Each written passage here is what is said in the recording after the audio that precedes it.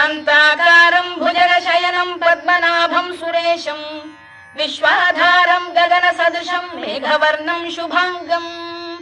लक्ष्मीकान्तं कमलनयनं योगिधृध्यानगम्यं वन्दे विष्णुं भवभयहरं सर्वलोकैकनाथम् मेघश्यामं पीतकौशेयवासं श्रीवत्साङ्कं कौस्तुभोद्भासिताङ्गम् पुण्योपेतं पुण्डरीकायताक्षं विष्णुं वन्दे सर्वलोकैकनाथम् नमः समस्तभूतानामादिभूताय भूभृते अनेकरूपरूपाय विष्णवे प्रभविष्णवे सशङ्खचक्रं सकिरीटकुण्डलं सपीतवस्त्रं सरसीरुहेक्षणं